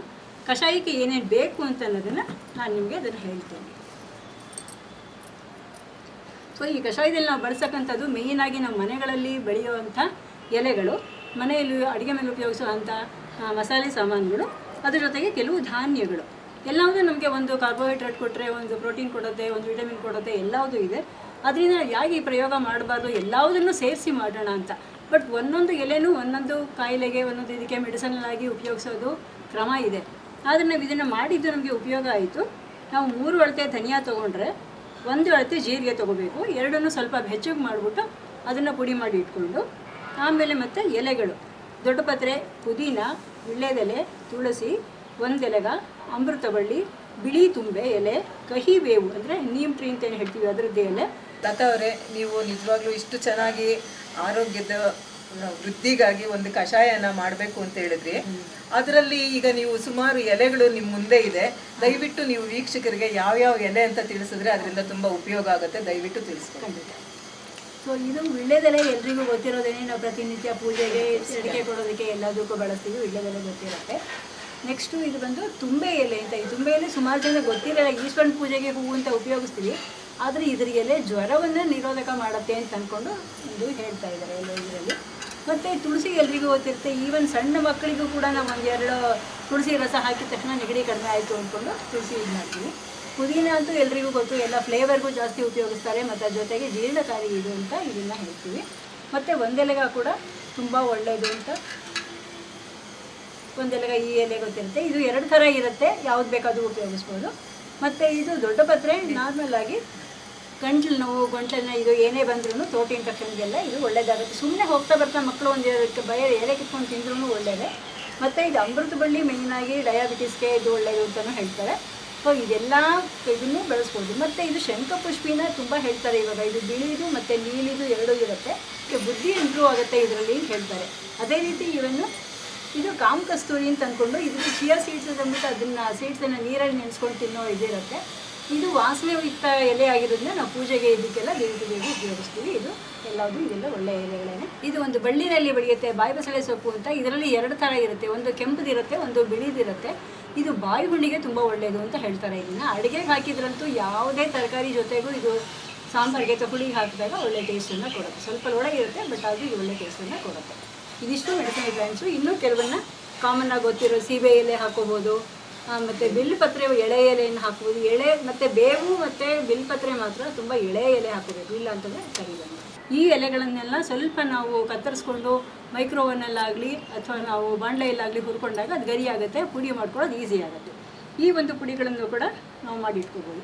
ಇದ್ರ ಜೊತೆಗೆ ಮಸಾಲೆ ಸಾಮಾನು ಅಂತಂದರೆ ಏಲಕ್ಕಿ, ಚಕ್ಕೆ, ಲವಂಗ, ಒಣಶುಂಠಿ, ಮೆಣಸಿನಕಾಳು, ಇದ್ರ ಜೊತೆಗೆ ಚೂರು ಓಮು ಮತ್ತು ಸೋಂಪನ್ನು ಕೂಡ ಬಳಸ್ಬೋದು. ಸೊ ಇದು ಎಲ್ಲದನ್ನು ಹಾಕ್ಕೊಂಡು ನಾವು ಪುಡಿಗಳನ್ನು ಮಾಡಿ ಇಟ್ಕೊಂಡು ಕೊನೆಯಲ್ಲಿ ಅದಕ್ಕೆ ನಾವು ಬೇಕಾದರೆ ಬೆಲ್ಲವನ್ನು ಅದ್ರ ಜೊತೆಗೆ, ಅಂದರೆ ಈ ಪೌಡ್ರ್ ಬೆಲ್ಲ ಬರುತ್ತಲ್ಲ ಆ ಬೆಲ್ಲ ಇರಲಿ, ಅದನ್ನು ಬೆರೆಸಿ ಇಟ್ಕೊಂಡು ನಾವು ಬೆಳಗ್ಗೆ ಕುಡಿಯುವಾಗ 1 ಲೋಟ ನೀರಿಗೆ 1 ಚಮಚ ಪುಡಿಯನ್ನು ಹಾಕಿ ಅದನ್ನು ಕುದಿಸಿ ಸ್ವಲ್ಪ 3/4 ಲೋಟ ಆದಾಗ ಅದನ್ನು ಬೇಕಾದ ಬಿಸಿಯಾಗಿ ಬೇಕಾದರೂ ಕುಡಿಬೋದು ಅಥವಾ ತಣ್ಣಗೆ ಬೇಕಾದರೂ ಕುಡಿಬೋದು. ನಾವು ಅದಕ್ಕೆ ನಿಂಬೆಹಣ್ಣು ಸೇರಿಸ್ಕೊಂಡ್ರೆ ಇನ್ನೂ ಸ್ವಲ್ಪ ಟೇಸ್ಟು ಹೆಚ್ಚಾಗಿರುತ್ತೆ. ಸೊ ನಿಂಬೆಹಣ್ಣು ಕೆಲವರು ಹಾಲು ಹಾಕ್ಕೋಬೋದು ಅಂದರೂ ಹಾಲು ಹಾಕ್ಕೋಬೋದು, ಹಾಲು ಹಾಕಿದಾಗ ನಿಂಬೆಹಣ್ಣು ಬೇಡ. ಸೊ ಈ ರೀತಿ ನಾವು ಅದನ್ನು ಕಷಾಯವನ್ನು ಒಂದು ಜ್ಯೂಸ್ ಥರನೂ ಮಾಡಿಕೊಂಡು ತಣ್ಣಗೂ ಕುಡಿಬೋದು. ಇದು ನಾವು ರೋಗ ನಿರೋಧಕ ಶಕ್ತಿ ಹೆಚ್ಚಿಸ್ಕೊಳ್ಳೋಕ್ಕೋಸ್ಕರ ಮಾಡಿರುವಂಥ ಕಷಾಯ. ಇದನ್ನು ನೀವೆಲ್ಲರೂ ಉಪಯೋಗಿಸ್ಕೋಬೋದು. ಮತ್ತು ಇನ್ನೊಂದು ನಮ್ಮದು ಇವಾಗ ಕಸದಿಂದ ರಸ ಅಂತ ಸಾಕಷ್ಟು ಮಾಡ್ತಾರೆ, ಆದರೆ ಕ್ರಾಫ್ಟಲ್ಲಿ ಮಾತ್ರ ಅಲ್ಲದೆ ನಾವು ತರಕಾರಿಗಳಲ್ಲೂ ಕೂಡ ಅದನ್ನು ಉಪಯೋಗಿಸ್ಬೋದು. ನಾರ್ಮಲಿ ನಾವು ಏನು ಮಾಡ್ತೀವಿ, ಸೊಪ್ಪುಗಳನ್ನು ತಂದಾಗ ಎಲ್ಲ ಥರ ಸೊಪ್ಪು ಒಟ್ಟಿಗೆ ಒಂದು ಸಲ ಹೋದಾಗ ತಂದುಬಿಡ್ತೀವಿ. ಸಬ್ಬಸಿಗೆ ತರ್ತೀವಿ, ಮೆಂತ್ಯ ತರ್ತೀವಿ, ಪಾಲಕ್ ತರ್ತೀವಿ, ದಂಟು ಸೊಪ್ಪು ತರ್ತೀವಿ. ಎಲ್ಲ ಸೊಪ್ಪು ತಂದಾದ್ಮೇಲೆ ನೋಡಿ ಸೊಪ್ಪನ್ನು ಬಿಡಿಸ್ಕೊಳ್ತೀವಿ, ಅದನ್ನು ಅಡುಗೆಗೆ ಉಪಯೋಗಿಸ್ತೀವಿ, ಆ ಕಡ್ಡಿನೆಲ್ಲ ತೆಗೆದು ಎಸಿತೀವಿ. ಆದರೆ ನ್ಯಾಚುರೋಪತಿನವ್ರು ಏನು ಮಾಡ್ತಾರೆ, ಅದನ್ನು ಆ ಎಲ್ಲ ಎಸೆಯುವಂಥ ಕಡ್ಡಿಗಳನ್ನ ಅಂದರೆ ಚೆನ್ನಾಗಿ ತೊಳೆದು ಬೇರಿನ ಭಾಗವನ್ನು ತೆಗೆದು ಬರೀ ಕಾಂಡ ಏನಿರುತ್ತೆ ಅದನ್ನು ಸ್ವಲ್ಪ ಸಣ್ಣದಾಗಿ ಕಟ್ ಮಾಡಿಬಿಟ್ಟು ಜಾಸ್ತಿ ನೀರಲ್ಲಿ ಚೆನ್ನಾಗಿ ಅದನ್ನು ಕುದಿಸ್ಬಿಡ್ತಾರೆ. ಎಲ್ಲ ಈವನ್ ಕರಿಬೇವಿನ ಸೊಪ್ಪಿನ ಕಡ್ಡಿ ಕೂಡ ಎಲ್ಲದನ್ನು ಹಾಕಿ ಕುದಿಸಿದ ಮೇಲೆ ಅದಕ್ಕೆ ಬೇಕಾದರೆ ಒಂಚೂರು ಬೆಲ್ಲವನ್ನು ಹಾಕ್ಕೊಂಡು ಶೋಧಿಸ್ಬಿಟ್ಟು ಕುಡಿತಾರೆ. ಅದು ಕೂಡ ಆರೋಗ್ಯಕ್ಕೆ ಸಹಾಯಕವಾಗುತ್ತೆ. ಲತಾ ಅವರೇ, ನೀವು ಕಷಾಯದ ವಿಧಾನವನ್ನು ತಿಳಿಸಿದ್ದೀರಲ್ಲ, ಆ ಪುಡಿಯನ್ನು ನೀವು ನಮಗೆ ಮಾಡಿ ಕೊಡೋದಕ್ಕೆ ಆಗುತ್ತಾ ಅಥವಾ ಯಾರನ್ನ ಕೇಳಿದರೆ ಕೊಡುವುದಕ್ಕೆ ಸಾಧ್ಯವಾ? ಮಾಡ್ಕೊಡ್ಬೋದು, ಅದರಲ್ಲಿ ಏನಿಲ್ಲ. ಎಲ್ಲದೂ ಸಿಗುವಂಥ ವಸ್ತುಗಳನ್ನೇ ಯಾರಿಗಾರು ಬೇಕು ಅಂತ ಅನ್ನೋವಾಗ ನಾನು ಮಾಡಿರೋದನ್ನು ಫಸ್ಟ್ ಏನು ಮಾಡ್ತೀನಿ, ಒಟ್ಟೊಟ್ಟಿಗೆ 2-3 ತಿಂಗಳಿಗೆ ಮಾಡಿಟ್ಟಿರೋವಾಗ ಸ್ಯಾಂಪಲ್ಗೆ ಅಂತ ಕೊಡ್ತೀನಿ. ಎಲ್ಲರಿಗೆ ಟೇಸ್ಟ್ ಹಿಡಿಸತ್ತೆ ಇಲ್ಲ ಅನ್ನೋದು ಹೇಳೋಕ್ಕಾಗಲ್ಲ. ಅದರಿಂದ ಅವರು ಮಾಡಿ ನೋಡಿಕೊಂಡು ಟೇಸ್ಟ್ ಹಿಡಿಸತ್ತೆ ಅಂತಂದರೆ ಬೇಕು ಅಂತಂದಾಗ ನಾನು ಮಾಡಿರೋದನ್ನ ಶೇರ್ ಮಾಡೋದ್ರಲ್ಲಿ ನನಗೇನು ಅಡ್ಡಿಲ್ಲ. ನೀವು ಇದೇ ರೀತಿ ಮಾಡಿ ಕೊಟ್ಟರೆ, ಯಾಕೆಂದರೆ ಕೆಲವು ಕೆಲಸ ಮಾಡೋರಿಗೆ ಮಾಡ್ಕೊಳ್ಳೋಕ್ಕಾಗಲ್ಲ, ಕೆಲಸಕ್ಕೆ ಹೋಗೋರಿಗೆ. ಈ ರೀತಿ ನೀವು ಮಾಡಿಕೊಟ್ರೆ ತುಂಬ ಉಪಕಾರ ಆಗುತ್ತದೆ. ಖಂಡಿತ ಮಾಡ್ಕೊಬೋದು. Thank you very much. Latha Satyanarayana ಅವರು ಇಷ್ಟೊತ್ತು ನಿಮಗೆ ಕಷಾಯದ ಬಗ್ಗೆ ತುಂಬ ಚೆನ್ನಾಗಿ ವಿವರಣೆ ಕೊಟ್ಟರು, ಅದರಿಂದ ಏನೇನು ಉಪಯೋಗ ಅನ್ನೋದನ್ನು ಹೇಳಿಕೊಟ್ರು. ಅದೇ ತರಹ ಅವರು ಒಂದು 20ರಿಂದ 26 ಸಾಮಗ್ರಿ ಬಳಸಿ ಒಂದು ಹಸಿ ಕೋಸಂಬರಿ ಬಗ್ಗೆ ವಿಚಾರ ತಿಳಿಸ್ಕೊಡ್ತಾರೆ. ಈ ಕೋಸಂಬರಿ ನಿಜವಾಗ್ಲೂ ಎಲ್ಲರಿಗೂ ಒಳ್ಳೆಯದಾಗತ್ತೆ. ಇದಕ್ಕೆ ಏನೂ ರಿಸ್ಟ್ರಿಕ್ಷನ್ಸು ಏನೂ ಇರೋದಿಲ್ಲ, ಮತ್ತು ಮನೆಯಲ್ಲೇ ಸಿಗುವಂಥ ಸಾಮಾನುಗಳು, ಅದ್ರ ಬಗ್ಗೆ ಸಹ ಅವರೀಗ ಒಂದು ವಿವರಣೆ ಕೊಡ್ತಾರೆ. ಎಲ್ಲರೂ ಡಾಕ್ಟ್ರುಗಳಾಗಲಿ ಎಲ್ಲರೂ ಏನು ಹೇಳ್ತಾರೆ, ಹಸಿ ತರಕಾರಿ ಜಾಸ್ತಿ ತಿನ್ನಿ ಅಂತಾರೆ, ಸ್ಯಾಲಡ್ ತಿನ್ನಿ, ಊಟ ರೈಸ್ ಕಡಿಮೆ ಮಾಡಿ, ಗೋಧಿ ಕಡಿಮೆ ಮಾಡಿ ಅಂತ. ಎಷ್ಟು ಥರ ತರಕಾರಿಗಳನ್ನು ನಾವು ಬಳಸ್ಕೋಬೋದು, ಎಷ್ಟೆಲ್ಲ ಹಸಿಯಾಗಿ ತಿನ್ನಬಹುದು ಅನ್ನೋ ಒಂದು ಇಮ್ಯಾಜಿನೇಷನು ನಮಗಿರಲಿಲ್ಲ. ಹಾಗೆ ಟ್ರಯಲ್ ಅಂತ ನೋಡಿದಾಗ ನಾವು ಕಾಲೇಜ್ನಲ್ಲಿ ವರ್ಕ್ ಮಾಡ್ತಾ ಇದ್ದಾಗ ಎಲ್ಲ ಮಕ್ಕಳಿಂದನೂ ಅದನ್ನು ಮಾಡ್ಕೊಂಡು ಬನ್ನಿ, ಕಟ್ ಮಾಡ್ಕೊಂಡು ಬನ್ನಿ ಅಂತ ಹೇಳಿ ಅಷ್ಟು ತರಕಾರಿಗಳದ್ದೆಲ್ಲ ಮಾಡಿದ್ವಿ. ಸೊ ಇದರಲ್ಲಿ ಯಾವ್ಯಾವ ತರಕಾರಿಗಳನ್ನ ಹಸಿಯಾಗಿ ತಿನ್ಬೋದು. ಆದರೆ ಒಂದು ಎಚ್ಚರಿಕೆ ಏನು ಅಂದರೆ, ಇವಾಗ ಎಲ್ಲದಕ್ಕೂ ಮೆಡಿಸನ್ ಹಾಕಿರ್ತಾರೆ ಅಂತ ಆಗಿರೋದ್ರಿಂದ ಸಿಪ್ಪೆ ಸಮೇತ ತಿನ್ನಬೇಡಿ ಅಂತ ಕೆಲವರು ಡಾಕ್ಟರ್ಸ್ ಹೇಳ್ತಾರೆ. ಆ ಸಿಪ್ಪೆ ಏನಾಗುತ್ತೆ, ಸಿಪ್ಪೆ ಮೇಲೆ ಮೆಡಿಸನ್ ಇರುತ್ತೆ ಅಂತ ನಾವು ಅದನ್ನು ಕಟ್ ಮಾಡಿ ತೆಗೆದಾಗ ಒಳ್ಳೆಯದು. ಆದರೆ ಸಿಪ್ಪೆ ಫೈಬರ್ಗೆ ಒಳ್ಳೆಯದು ಅಂತಾರೆ. ಕೆಲವು ಸರ್ತಿ ಏನಾಗುತ್ತೆ, ಕೆಲವು ವಯಸ್ಸಾದವ್ರಿಗೆ ಕೆಲವು ಫೈಬರು ಕಷ್ಟ ಆಗುತ್ತೆ, ಇಂಟೆಸ್ಟೈನಲ್ಲಿ ಜೀರ್ಣ ಆಗಲ್ಲ. ಸಾಧ್ಯವಾದಷ್ಟು ಚೆನ್ನಾಗಿ ಇದನ್ನು ಉಪ್ಪು ನೀರಲ್ಲಿ ಇದರಲ್ಲಿ ತೊಳೆದು ಆಮೇಲಿಂದ ನಾವು ಕಟ್ ಮಾಡ್ಕೋಬೋದು. ಯಾವ್ಯಾವ ತರಕಾರಿಗಳು ಹಾಕ್ತೀವಿ ಅಂತಂದರೆ, ಕ್ಯಾರೆಟು, ಸೌತೆಕಾಯಿ, ಸೀಮೆ ಬದನೆಕಾಯಿ, ಮೂಲಂಗಿ, ಸಿಹಿಗೆಣಸು, ಈರುಳ್ಳಿ, ನವಿಲುಕೋಸು, ಕ್ಯಾಪ್ಸಿಕಮ್, ಬೀಟ್ರೂಟ್, ಸಿಹಿ ಕುಂಬಳಕಾಯಿ, ಹಸಿ ಶುಂಠಿ, ಟೊಮೆಟೊ, ಎಲೆಕೋಸು, ಹಸಿ ಅರಿಶಿಣ ಹಾಕ್ಬೋದು, ನಿಂಬೆ ರಸ ಮತ್ತು ಹುರುಳಿಕಾಯಿ. ಇದಿಷ್ಟನ್ನು ಸ್ವಲ್ಪ ಎಲ್ಲ ಸಣ್ಣ ಸಣ್ಣದಾಗಿ ಕಟ್ ಮಾಡಿಕೊಂಡ್ರೆ ಕಲರ್ಫುಲ್ಲಾಗಿ ಚೆನ್ನಾಗಿ ಕಾಣಿಸುತ್ತೆ. ಇದರ ಜೊತೆಗೆ ಸೊಪ್ಪುಗಳೇನು ಅಂದರೆ ಪಾಲಾಕು, ಮೆಂತ್ಯ, ಕೊತ್ತಂಬರಿ, ಪುದೀನ ಮತ್ತು ಲ್ಯಾಟ್ಯೂಸ್ ಅಂತ ಬರೋದನ್ನು ಹಸಿಯಾಗಿ ಉಪಯೋಗಿಸ್ಬೋದು. ಇದಲ್ಲದೆ ನಾವು ಧಾನ್ಯಗಳನ್ನು ಇದ್ರ ಜೊತೆ ಬೆರೆಸ್ಕೋಬೇಕು ಅಂತಂದಾಗ ಸಾಲೆಡ್ಗೆ ಗೋಧಿಯನ್ನು ನೆನೆಸಿ ಮೊಳಕೆ ಬರಬೇಕು. ಆಮೇಲೆ ಕಡಲೆಕಾಳು, ಹೆಸರು ಕಾಳು, ಬಟಾಣಿ ಅಂದರೆ ಈ ಹಸಿ ಬಟಾಣಿ ಸಿಗುತ್ತಲ್ಲ ತರಕಾರಿ ಇದರಲ್ಲಿ, ಅದರಲ್ಲಿ ಎಳೆಕಾಳನ್ನು ಹಾಕ್ಬೋದು. ಸಂಕ್ರಾಂತಿ ಟೈಮ್ ಆದರೆ ಈ ಕಡಲೆಕಾಯಿ ಸಿಗುತ್ತೆ, ಕಡಲೆಕಾಳು ಸಿಗುತ್ತೆ ಹಸಿದು, ಆ ಕಡಲೆಕಾಳನ್ನು ಕೂಡ ಹಾಕ್ಬೋದು. ಆಮೇಲೆ ಮೆಂತ್ಯವನ್ನು ನೆನೆಸಿ ಮೊಳಕೆ, ರಾಗಿ ಮೊಳಕೆ. ಆದರೆ ಏನು ಅಂದರೆ ಗೋಧಿ 4 ದಿನ ಟೈಮ್ ಬೇಕಾಗುತ್ತೆ ಮೊಳಕೆ ಬರೋಕ್ಕೆ. ಅದನ್ನು ನೋಡಿಕೊಂಡು ಮುಂಚೆ ಬೆಳೆಸಿಟ್ಕೋಬೇಕಾಗತ್ತೆ. ಮೆಂತ್ಯ, ಹೆಸರು ಕಾಳು ಎಲ್ಲ ಒಂದೇ ದಿನದಲ್ಲಿ ಬರುತ್ತೆ. ರಾಗಿ 3 ದಿವಸ ಬೇಕಾಗುತ್ತೆ. ಅದನ್ನು ನೀರು ಚೇಂಜ್ ಮಾಡ್ತಾ ಅದನ್ನು ನೆನೆಸಿಟ್ಬಿಟ್ಟು ಮೊಳಕೆ ಮಾಡಿಕೊಂಡು ಅದನ್ನು ಮತ್ತು ಪುಡಿ ಮಾಡಿಕೊಂಡು ಸ್ವಲ್ಪ ಬೆಚ್ಚಗೆ ಮಾಡಿ ಪುಡಿ ಮಾಡ್ಕೊಂಡು ಹಾಕ್ಬೋದು. ಆದರೆ ಕಡಲೆಕಾಯಿ ಬೀಜ ಮಾತ್ರ ಒಂದು ಕಂಡೀಷನ್ ಏನಿದೆ, ಅದು ಮೊಳಕೆ ಬರಬಾರ್ದು. ಮೊಳಕೆ ಬಂದರೆ ಅದು ರಿವರ್ಸ್ ಎಫೆಕ್ಟ್ ಆಗುತ್ತೆ. ಸೊ ಅದನ್ನು ಹಾಗೆ ಉಪಯೋಗಿಸ್ಬೇಕಾಗತ್ತೆ. ಇದಿಷ್ಟನ್ನು ನಾವು ಬಳಸ್ಕೊಂಡು ತರಕಾರಿಗಳನ್ನು ಎಲ್ಲದನ್ನು ಹಾಕಿ ನಾವು ಸಲಾಡನ್ನು ಮಾಡಿಕೊಂಡು ತಿನ್ಬೋದು. ಇದನ್ನು ಒಂದೊಂದು ಅಂತ ಹಾಕಿದರೂ ಕೂಡ ಕ್ವಾಂಟಿಟಿ ಜಾಸ್ತಿ ಆಗುತ್ತೆ, ಕಲರ್ಫುಲ್ಲಾಗಿ ಕಾಣಿಸುತ್ತೆ, ತುಂಬ ಟೇಸ್ಟಿಯಾಗಿರುತ್ತೆ. ನಿಂಬೆ ರಸ ಮೇಲೆ ಹಾಕ್ಕೊಂಡಾಗ ಚೆನ್ನಾಗಿರುತ್ತೆ. ನ್ಯಾಚುರೋಪತಿನಲ್ಲಿ ಹೇಳೋದೇನು ಅಂದರೆ, ನೀವು ಆದಷ್ಟು ಹಸಿರು ಮೆಣಸಿನಕಾಯಿನ ಉಪಯೋಗಿಸ್ಬೇಡಿ ಅಂತಾರೆ. ಅದು ಆರೋಗ್ಯಕ್ಕೆ ಒಳ್ಳೆಯದಲ್ಲ. ಅಂಗಡಿಗೆ ಹೋದರೆ ಹಸಿರು ಮೆಣಸಿನಕಾಯಿ ನೋಡಲೇಬೇಡಿ ಅಂತಾರೆ ಅವರು. ಅದ್ರ ಬದಲಿಗೆ ನಾವು ಏನಿದ್ರು ನೀರುಳ್ಳಿ ಮತ್ತು ಹಸಿ ಶುಂಠಿನಲ್ಲಿ, ಮೆಣಸಿನಲ್ಲಿ ಬರೋ ಖಾರ ಸಾಕು ಅಂತಾರೆ ಅವರು. ಆ ರೀತಿಯಾಗಿ ನಾವೊಂದು ಈ ಸಾಲಡನ್ನು ಮಾಡ್ಕೋಬೋದು. ಸೊ ಇದ್ರ ಜೊತೆಗೆ ಮತ್ತಿನ್ನೇನು ಅಂತಂದರೆ, ನಮಗೆ ಸಾಮಾನ್ಯ ಒಂದು 60 ವರ್ಷ 70 ವರ್ಷ ಆದಮೇಲೆ, ಈಗಂತೂ ಒಂದು 40-50 ವರ್ಷಕ್ಕೆ ಮಂಡಿ ನೋವು ಬರೋದು ಜಾಸ್ತಿ ಆಗಿದೆ. ಮಂಡಿ ನೋವು ಯಾಕೆ ಬರುತ್ತೆ ಅಂತಂದರೆ, ನಾವು ಕೂತು ಎದ್ದು ಮಾಡೋ ಎಕ್ಸಸೈಸನ್ನು ಚಿಕನ್ನಿಂದ ಮಾಡಿಲ್ಲ. ಯಾಕೆಂದರೆ ಗ್ಯಾಸ್ ಒಲೆ ಮೇಲೆ ಬಂದಾಗಲಿಂದ, ಮಿಕ್ಸಿ ಬಂದಾಗಲಿಂದ ಎಲ್ಲ ಮೇಲಿಟ್ಕೊಂಡೇ ಮಾಡೋದಾಗಿರೋದ್ರಿಂದ ಕೂತು ಎದ್ದು ಮಾಡೋ ಎಕ್ಸಸೈಸ್ ಕಡಿಮೆ ಆಗಿದೆ. ಸೊ ಅದರಿಂದ ಅದರಲ್ಲಿ ಕಷ್ಟ ಆಗ್ತಾಯಿದೆ ಎಲ್ರಿಗೂ ಮಂಡಿ ನೋವು. ಎಲ್ಲರೂ ಮಂಡಿ ನೋವು ಅಂದರೆ ಮಂಡಿಗೆ ಬೇಕಾಗೋ ಎಕ್ಸಸೈಸ್ ಮಾಡಬೇಕು ಅನ್ಕೋತಾರೆ. ಆ್ಯಕ್ಚುಲ್ ಆಗಿರೋದು ಮಂಡಿಯ ಕೆಳಗೆ ಮತ್ತು ಮೇಲೆ ತೊಡೆಯ ಭಾಗದಲ್ಲಿ ಮತ್ತು ಮೀನುಕಂಡದ ಭಾಗದಲ್ಲಿ ಯಾವ ಮಾಂಸಖಂಡಗಳಿದೆ ಅದನ್ನು ಬಲಗೊಳಿಸೋಕ್ಕೆ ಎಕ್ಸಸೈಸ್ ಮಾಡ್ಕೋಬೇಕು. ಆಗ ಮಂಡಿ ನೋವು ಸ್ವಲ್ಪ ಕಡಿಮೆ ಆಗುತ್ತೆ. ಸೊ ಬೆನ್ನು ನೋವಿಗೂ ಸಾಕಷ್ಟು ಎಕ್ಸಸೈಸ್, ಹಿಂದೆ ಬಗ್ಗೋ ಎಕ್ಸಸೈಸ್ಗಳನ್ನು ಮಾಡಿ ಅಂತ ಹೇಳ್ತಾರೆ ಯೋಗದಲ್ಲೂ ಕೂಡ. ಅದನ್ನು ಇದು ಮಾಡ್ಕೋಬೋದು. ಮತ್ತು ಇನ್ನು ಸಾಕಷ್ಟು ಸಿಗ್ತಕ್ಕಂಥ ಎಲೆಗಳು, ಗಿಡಗಳು ಅದನ್ನು ತೋರಿಸ್ತೀನಿ. ಮತ್ತು ಅದೆಲ್ಲದೂ ಒಂದೊಂದು ಥರಕ್ಕೆ ಮೆಡಿಸನಲ್ಲಾಗಿ ಎಫೆಕ್ಟ್ ಆಗುತ್ತೆ. ನಾವು ಈ ಕಷಾಯದಲ್ಲಿ ಎಲ್ಲ ಮೆಡಿಸನ್ನು ಸೇರಿಸಿ ಮಾಡಿದ್ದೀವಿ. ಈ ಸಾಲಡಲ್ಲಿ ಎಲ್ಲ ತರಕಾರಿಗಳದ್ದೂ ನ್ಯೂಟ್ರಿಯೆಂಟ್ಸು ಒಟ್ಟಿಗೆ ಸಿಗೋ ಥರ ಮಾಡಿ ಬಳಸ್ತಾ ಇದ್ದೀವಿ. ಇದರಿಂದ ತುಂಬ ಹೆಲ್ಪ್ ಆಗಿದೆ. ನಾನು ಮುಂಚೆನೇ ತಿಳಿಸಿದ ಹಾಗೆ ಈ ದಿನ ನಮ್ಮ ಕಶ್ಯಪಿ ಚಾನೆಲ್ಗೆ ಉಪಯುಕ್ತವಾದ ಮಾಹಿತಿಗಳನ್ನು ಕೊಡೋಕ್ಕೆ ಅದ್ಭುತವಾದಂಥ 2 ಮಹಿಳಾ ಮಣಿಗಳು ಬಂದಿದ್ದರು. ಅದರಲ್ಲಿ ಒಬ್ಬರದು ನಾನು ಈಗಾಗಲೇ ಇಂಟ್ರೊಡಕ್ಷನ್ನು ಕೊಟ್ಟೆ, ಮತ್ತು ಅವರಿಂದ ನಮಗೆ ಏನೇನು ಉಪಯೋಗ ಆಗುತ್ತೆ ಕಷಾಯದ ಬಗ್ಗೆ ಮತ್ತು ಸಲಾಡ್ ಬಗ್ಗೆ ತುಂಬ ಚೆನ್ನಾಗಿ ತಿಳಿಸ್ಕೊಟ್ಟಿದ್ದಾರೆ. ಈಗ 2ನೇ ಮಹಿಳಾ ಮಣಿ ಅಂತ ಹೇಳಿದ್ರೆ KR ಪ್ರಭಾಮಣಿ. ಇವರು ನಿವೃತ್ತ ಮುಖ್ಯ ಶಿಕ್ಷಕಿ, ದೊಡ್ಡ ಸ್ಕೂಲಲ್ಲಿ ಪ್ರಿನ್ಸಿಪಾಲ್ ಆಗಿ ರಿಟೈರ್ಡ್ ಆಗಿರೋ ಅಂಥವ್ರು. ಆದರೆ ಅವ್ರನ್ನ ನೋಡಿದ್ರೆ ಹಾಗನ್ಸಲ್ಲ, ತುಂಬ ಸಿಂಪಲ್ಲಾಗಿ ತುಂಬ ಹಂಬಲಾಗಿ ಕಾಣಿಸ್ತಾರೆ. 40 ವರ್ಷ ಶಿಕ್ಷಕಿಯಾಗಿ ಸೇವೆ ಸಲ್ಲಿಸಿದ್ದಾರೆ ಇವರು ಸ್ಕೂಲಲ್ಲಿ. ಸರ್ಕಾರದಿಂದ ಅತ್ಯುತ್ತಮ ಶಿಕ್ಷಕಿ ಪ್ರಶಸ್ತಿ ಸಹ ಅವರು ಪಡೆದಿದ್ದಾರೆ. ನಿಜವಾಗ್ಲೂ ಅದು ಹೆಮ್ಮೆ ಪಡಬೇಕಾದಂಥ ವಿಚಾರನೇ. ಅಷ್ಟೇ ಅಲ್ಲದೆ ಅನೇಕ ಪ್ರಶಸ್ತಿಗಳನ್ನು ಇವರು ಮುಡಿಗೆ ಏರಿಸಿಕೊಂಡಿದ್ದಾರೆ. ಸೊ ಇಂತಹ ಶಿಕ್ಷಕಿ ಈ ದಿನ ನಮ್ಮ ಜೊತೆಲಿರೋದು ನಮ್ಮ ಸೌಭಾಗ್ಯ ಅಂತ ಅನ್ಕೋತೀನಿ. ಇವರು ಅಷ್ಟೇ ಅಲ್ಲ, ಬರೀ ಶಿಕ್ಷಕಿಯಾಗಿ ಅಷ್ಟೇ ಅಲ್ಲ, ಇವರು ಸ್ತ್ರೀವಾದಿಯಾಗಿ ಕೂಡ ಅನೇಕ ಕಾರ್ಯಕ್ರಮಗಳಲ್ಲಿ ತೊಡಗಿಸಿಕೊಂಡಿದ್ದಾರೆ. ಅಂದರೆ ಮಹಿಳಾ ಸಬಲೀಕರಣದ ಬಗ್ಗೆ ತುಂಬ ಚೆನ್ನಾಗಿ ಅಧ್ಯಯನ ಮಾಡಿದ್ದಾರೆ, ಅದ್ರ ಬಗ್ಗೆ ತಿಳುವಳಿಕೆ ಪಡೆದಿದ್ದಾರೆ, ತಿಳುವಳಿಕೆ ಕೊಡ್ತಾ ಸಹ ಇದ್ದಾರೆ.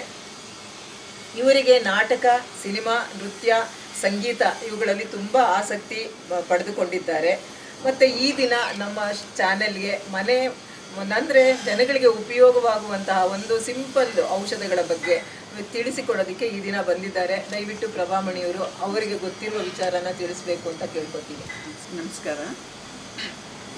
ಈ ದಿನ ಕಶ್ಯಪಾಚಾರ್ಯನಿಗೆ ನನ್ನನ್ನು ಕರೆಸಿ ನನ್ನ ಒಂದು ಏನು ಮನೆ ಮದ್ದಿನ ಬಗ್ಗೆ ನನಗೇನು ಗೊತ್ತಿರೋದನ್ನು ಹೇಳಬೇಕು ಅಂತ ಕೇಳಿದ್ದಕ್ಕೆ ನನಗೆ ಬಹಳ ಸಂತೋಷವಾಯಿತು. ಆದರೆ ನಾನು ಅವ್ರು ನನ್ನ ಬಗ್ಗೆ ಇಂಟ್ರೊಡಕ್ಷನ್ ಕೊಟ್ಟಿದ್ದು ನನಗೆ ನಗು ಬರ್ತಾಯಿತ್ತು. ನಾನೇನಂತ ದೊಡ್ಡ ವ್ಯಕ್ತಿ ಅಲ್ಲ, ಏನೋ ಒಂದು ಸೇವೆ ಸಲ್ಲಿಸಿದ್ದೀನಿ ಅಷ್ಟೇ. ಇವತ್ತು ನಾನು ವೆರಿಕೋಸ್ ವೇನ್ ಬಗ್ಗೆ ಇವಾಗಿನ ಒಂದು ಜೀವನದಲ್ಲಿ ಎಲ್ಲರಿಗೂ ಜಾಸ್ತಿ ನಿಂತ್ಕೊಂಡೇ ಕೆಲಸ ಮಾಡೋದ್ರಿಂದ ಮತ್ತು ಎಲ್ಲರೂ ಜಾಸ್ತಿ ವೆರಿಕೋಸ್ ವೇನ್ ಬಗ್ಗೆ ತುಂಬ ಜಾಸ್ತಿ ಆಗಿದೆ ಎಲ್ಲರಿಗೂ. ಅದ್ರ ಬಗ್ಗೆ ಒಂದು ಏನು ಅಂತಂದರೆ ನನಗೇ ಆಗಿದೆ, ನನಗೆ ಎಡಗಾಲಲ್ಲಿ ಆಗಿತ್ತು. ನಾನು ಅದನ್ನು ಒಂದು ಔಷಧಿಯನ್ನು ಮಾಡಿಕೊಂಡು ಅದನ್ನು ನನಗೆ ಪರವಾಗಿಲ್ಲ, ವಾಸಿಯಾಗಿದೆ ಇವಾಗ. ಅದ್ರ ಬಗ್ಗೆ ನಾನು ಇವಾಗ ತಿಳಿಸ್ಕೊಡ್ತಾ ಇದ್ದೀನಿ. ಅಂದರೆ ನಿತ್ಯನೂ ನಮಗೆ ಕೊಬ್ಬರಿ ಎಣ್ಣೆ ಇದೆಯಲ್ಲ, ಅದು ತುಂಬ ಒಳ್ಳೆಯದು ಎಲ್ಲದಕ್ಕೂ. ಅದನ್ನು ನಾವು ನಿತ್ಯ ಮೇಲ್ಮುಖವಾಗಿ ಕೊಬ್ಬರಿ ಎಣ್ಣೆನ ನಿತ್ಯ ಚೆನ್ನಾಗಿ ಮಸಾಜ್ ಮಾಡಿಕೊಂಡು ಅದನ್ನು ಹಚ್ಕೊಳ್ತಾ ಇರ್ತೀವಿ, ಅದು ನಿಜವಾಗ್ಲೂ ಕಡಿಮೆ ಆಗುತ್ತೆ. ಮತ್ತು ಟೊಮೊಟೊಯಿಂದ ನಾವು ವೆರಿಕೋಸ್ ವೇನ್ ಬಗ್ಗೆ ನಾವು ಇವಾಗ ನಾನು ಹೇಳ್ತಾ ಇದ್ದೀನಿ. ಟೊಮೊಟೊ ಹಣ್ಣನ್ನು ನಾವು ಅದನ್ನು ಅರ್ಧ ಭಾಗ ಮಾಡಿಕೊಂಡು ಮೇಲ್ಮುಖವಾಗಿ ಅದನ್ನು ಚೆನ್ನಾಗಿ ವೆರಿಕೋಸ್ ವೇನ್ ಎಲ್ಲ ಆಗಿರುತ್ತೋ ಅದನ್ನು ಅದು ಉಜ್ಕೋಬೇಕು. ರಕ್ತ ಸಂಚಾರ ಮೇಲ್ಮುಖವಾಗಿ ಆಗೋದ್ರಿಂದ ನಮಗೆ ಅದನ್ನು ರಕ್ತ ಹೆಂಗೆ ಹರಿಯುತ್ತೆ ಅದ್ರ ಕಡೆಗೇ ನಾವು ಉಜ್ಕೊಳ್ಬೇಕು. ಆವಾಗ ನಮಗೆ ನಿತ್ಯ ನಾವು ಮಾಡ್ತಾ ಇದ್ದರಿಂದ ಅದು ಖಂಡಿತ ಕಡಿಮೆ ಆಗುತ್ತೆ. ಇದನ್ನು ಯಾಕೆಂದರೆ ನಾನೇ ಪ್ರಯೋಗ ಮಾಡ್ಕೊಂಡಿದ್ದೀನಿ ಇದನ್ನು. ಅದು ನಿತ್ಯ ಖಂಡಿತ ಅದನ್ನು ಕಡಿಮೆ ಆಗುತ್ತೆ. ಮತ್ತು ಶೀತವಾದಾಗ ನಮ್ಮ ಮನೇಲಿ ಅಂಟಿ ನಮ್ಮ ಅಮ್ಮ ಅವರೆಲ್ಲ ಏನು ಮಾಡ್ತಾಯಿದ್ರು ಅಂದರೆ, ಮಕ್ಕಳು ಶೀತ ಆದಾಗ ತವಾ ಮೇಲೆ ರಾಗಿ ಹಿಟ್ಟು ಮತ್ತು ಅರಿಶಿನವನ್ನು ಹಾಕಿ ಅದನ್ನು ನಮ್ಮ ಹೊಗೆಯನ್ನು ತೊಗೊಳ್ಳಿ ಅಂತ ಹೇಳ್ತಾಯಿದ್ರು. ನಾವು ಮಾಡ್ತಾಯಿದ್ವಿ ಅದನ್ನು. ಅದರಿಂದ ಈಗಲೂ ನಾನು ನನ್ನ ಮಗಳಿಗೆಲ್ಲ ಆದಾಗ ನಾನು ಅದನ್ನೇ ಮಾಡಿದೆ. ಅವಳು ಮಕ್ಕಳಿಗೆ ಅದೆಲ್ಲ ಅವಳು ಅದನ್ನೇ ಮಾಡ್ತಾಳೆ. ಅದನ್ನು ತೊಗೊಂಡ್ರೆ ಖಂಡಿತ ಶೀತ ಕಡಿಮೆ ಆಗುತ್ತೆ. ಚೆನ್ನಾಗಿ ನಾವು ಉಸಿರನ್ನ ಎಳ್ಕೋಬೇಕು. ಎಳ್ಕೊಂಡು ನಮಗೆ ಲಂಗ್ಸ್ನೊಳಗೆ ಹೋಗುತ್ತಲ್ಲ, ಆವಾಗ ನಮಗೆ ಶೀತ ಅದು ಕಡಿಮೆ ಆಗುತ್ತೆ. ಅದನ್ನು ನಾವು ಮಾಡ್ಬೋದು. ಮತ್ತು ನಾನು ನಿತ್ಯನೂ ನಾನು ಮಾಡ್ತಾಯಿದ್ದೀನಿ ಪ್ರಯೋಗ ಏನು ಅಂತಂದರೆ, ಚಿಯಾ ಸೀಡ್ಸು ಮತ್ತು ಅಗಸೆ ಬೀಜ ಮತ್ತು ಕುಂಬಳ ಬೀಜ, ವಾಲ್ನಟ್ಟು ಮತ್ತು ಬಾದಾಮಿ, ಕಲ್ಲಂಗಡಿ ಹಣ್ಣು ಬೀಜ ನಾವು ಬಿಸಾಕ್ತಾಯಿದ್ವಿ ಮೊದಲೆಲ್ಲ. ಇವಾಗ ಅದನ್ನೇನು ಮಾಡ್ತಾರೆ, ಆ ಬೀಜದಿಂದ ಉಪಯೋಗ ಇದೆ. ಆ ಬೀಜ ಮತ್ತು ಮಾಸ್ಕ್ ಮೆಲನ್ನು, ಕರ್ಬೂಜ ಬೀಜ ಅದನ್ನೆಲ್ಲ ನಾನು ನೆನೆಸ್ಬಿಟ್ಟು ನಿತ್ಯನೂ ತಿಂದರೆ ನಿಜವಾಗ್ಲೂ ನನಗೆ ಅದರಿಂದ ತುಂಬಾ ಉಪಯೋಗ ಆಗಿದೆ. ಯಾಕೆಂದರೆ ಇವಾಗ ನಮ್ಗೆ ವಯಸ್ಸಾಗ್ತಾ ಮರವಿನ ಕಾಯಿಲೆ ಖಂಡಿತ ಬಂದೇ ಬರುತ್ತೆ ಅಂತ ಹೇಳ್ತೀವಿ ನಾವು. ನಮಗೆ ಒಂದೊಂದ್ಸಲ ಹಿಂದಿಂದೆಲ್ಲ ಚೆನ್ನಾಗಿ ಜ್ಞಾಪಕ ಇರುತ್ತೆ, ಈಗಲೇ ಮರ್ತು ಬಿಡ್ತೀವಿ. ಅದರಿಂದ ನನಗೆ ತುಂಬ ಉಪಯೋಗ ಆಗಿದ್ದರಿಂದ ನನಗೆ ಅದನ್ನು ತಿಳಿಸ್ಕೊಡ್ಬೇಕು ಅಂತ ಭಾಳ ಆಸಕ್ತಿ ಉಂಟಾಯಿತು. ಅದಕ್ಕೆ ಅದನ್ನು ಹೇಳ್ತಾ ಇದ್ದೀನಿ. ದಯವಿಟ್ಟು ಎಲ್ಲರೂ ಮಾಡಿ. ದಿನಾನು ಒಂದೊಂದೇ ಸಾಕು, ಜಾಸ್ತಿ ನಿಲ್ಲಿಸ್ಕೊಬಿಡಿ. ಒಂದು ಚೂರು ಮೆಂತ್ಯನ ಹಾಕ್ಕೊಳ್ಳೋದ್ರಿಂದ ನಮಗೆ ಮಧುಮೇಹಕ್ಕೆಲ್ಲ ತುಂಬಾ ಒಳ್ಳೆಯದಾಗುತ್ತೆ. ಅದನ್ನು ನಾವು ನಿತ್ಯನೂ ಬೆಳಗ್ಗೆ ರಾತ್ರಿ ನೆನೆಸ್ಬಿಟ್ಟು ಬೆಳಗ್ಗೆ ಎದ್ದು ತಕ್ಷಣ ಅದನ್ನು ತಿಂದುಬಿಟ್ಟು ನಮ್ಗೆ ಬೇಕಾದ ಕಷಾಯ ಕುಡಿಬೋದು. ಅದ್ರ ಜೊತೆಗೆ ಅದನ್ನು ತಿಂದರೆ ನಿಜವಾಗಿ ಖಂಡಿತ ನಮಗೆ ಉಪಯೋಗ ಆಗುತ್ತೆ. ಮತ್ತು ತುಂಬ ಸುಸ್ತು ಆಯಾಸ ಆದಾಗ ನಾವು ಏನು ಮಾಡಬೇಕು ಅಂತಂದರೆ, ಹಿಪ್ಲಿ ಅಂತ ಸಿಗುತ್ತಲ್ಲ, ಹಿಪ್ಲಿ ಮತ್ತು ಶುಂಠಿ, ಹಿಪ್ಲಿನ ಪುಡಿ ಮಾಡ್ಕೊಂಬಿಟ್ಟು ಶುಂಠಿ ಪುಡಿ ಸಿಗುತ್ತಲ್ಲ ಅದು, ಮತ್ತು ಅಮೃತ ಬಳ್ಳಿ ಅಂತೂ ತುಂಬಾ ಒಳ್ಳೆಯದು. ಅಮೃತ ಅಂತಲೇ ಹೇಳ್ತಾರೆ ಬಳ್ಳಿ, ಅದನ್ನು ತುಂಬಾ ಒಳ್ಳೆಯದು, ಮಧುಮೇಹಕ್ಕೆ ಎಲ್ಲದಕ್ಕೂ ಒಳ್ಳೆಯದು. ಅದನ್ನು ಈ ಮೂರರದ್ದು ನಾವು ಚೆನ್ನಾಗಿ ಪೌಡ್ರ್ ಮಾಡ್ಕೊಂಬಿಟ್ಟು ಅದನ್ನು ತಯಾರಿಸಿ ಅದನ್ನು ಮಿಶ್ರ ಮಾಡಿ ಅದು ಜೇನುತುಪ್ಪದೊಂದಿಗೆ ನಾವು ನಿತ್ಯ ಸೇವಿಸಿದಾಗ ಒಂಥರ ಡಿಪ್ರೆಷನ್ ಅಂತ ಹೋಗಿರ್ತೀವಿ ಒಂದೊಂದ್ಸಲಿ, ಅದು ಕೂಡ ಅದರಿಂದ ಕಡಿಮೆ ಆಗುತ್ತೆ. ಮತ್ತು ತುಂಬಾ ಸುಸ್ತಾದಾಗ್ಲೂ ಅದು ಕಡಿಮೆ ಆಗುತ್ತೆ.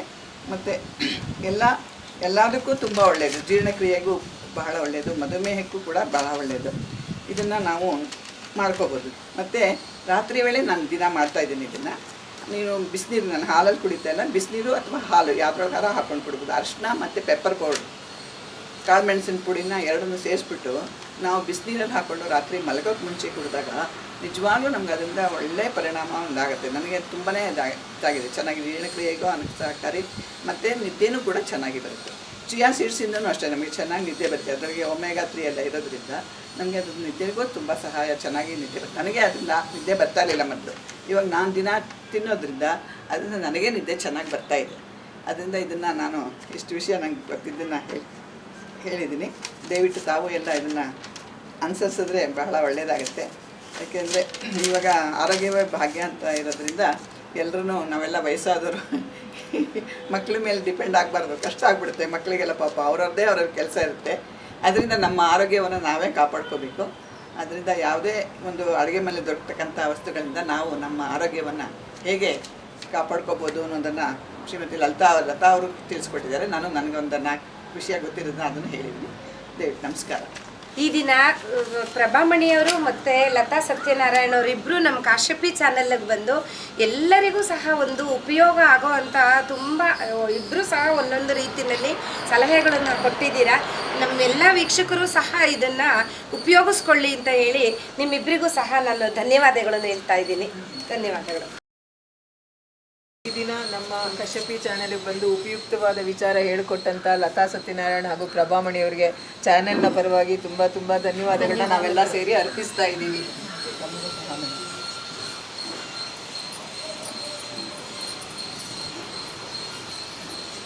ಸ್ವಲ್ಪ ಜ್ಞಾನವನ್ನು ಹಂಚ್ಕೊಳ್ಳೋದಕ್ಕೆ ಅವಕಾಶ ಮಾಡಿಕೊಟ್ಟಿದ್ದಕ್ಕೆ ನಿಮ್ಮ ಚಾನಲ್ ಎಲ್ಲ ಕಾರ್ಯಕರ್ತರಿಗೂ ತುಂಬ ಧನ್ಯವಾದಗಳು.